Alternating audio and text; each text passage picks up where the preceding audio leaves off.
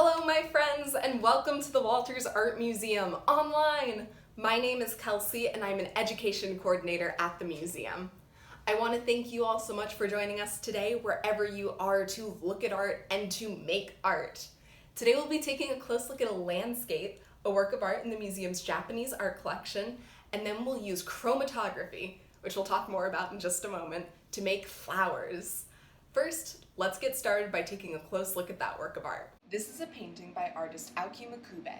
Look closely at the work of art. What do you see? You may not see anything right away or at all, and that is okay. Makube used loose lines to create a landscape. He used ink, like in a pen, and pastels.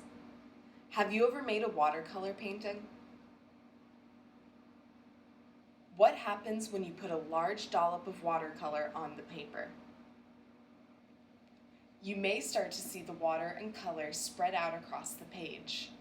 The ink used by Makube had a similar effect.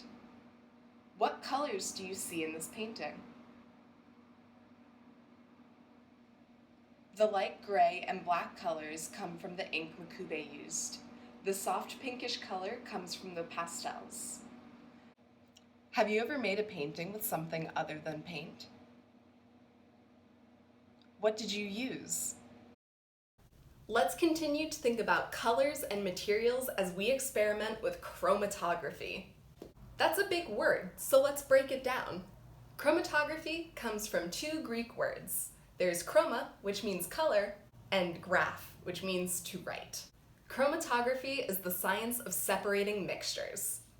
Scientists use this process in labs every day.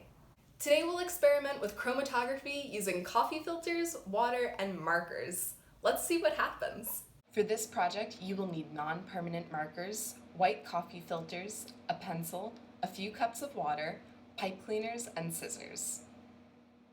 Take a close look at your coffee filter. Do you see a small circle in the center? That's the line that we'll trace with our markers. Use a pencil to write the color of the marker being used on each coffee filter.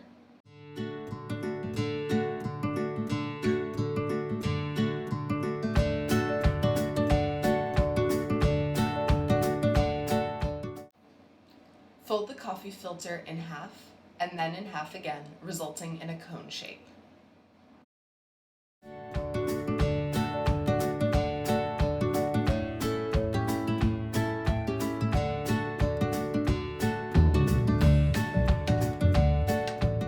Get a short glass and fill it with a few inches of water. Pull apart the cone-shaped filter so it balances right on the glass with the tip of the cone touching the water. Be sure not to let the marker circle go in the water, just the uncolored tip of the coffee filter cone. It takes about 20 minutes for the mixtures to separate completely. This is the perfect opportunity to make predictions or drawings of what each coffee filter will look like. Black, brown, and gray markers will give you the most exciting colors. Marker inks are made from many different colored dyes. Each dye is made up of different chemicals, some heavier and some lighter, that travel at different speeds up the paper as the coffee filter absorbs more water. After the water has reached the outer edge of the coffee filter, place it on a newspaper to dry.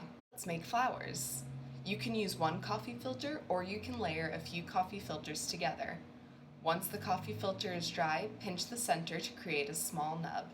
Wrap a pipe cleaner around the nub to create a flower. Try adding more layers or cutting the edges to make different shapes.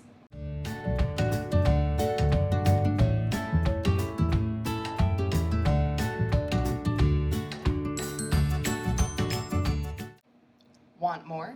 You can also create butterflies out of your coffee filters.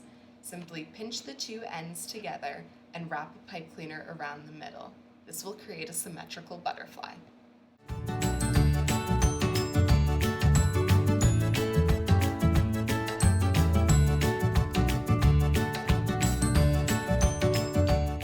That's all for now, my friends. For more information, please visit our website, thewalters.org, and follow us on social media.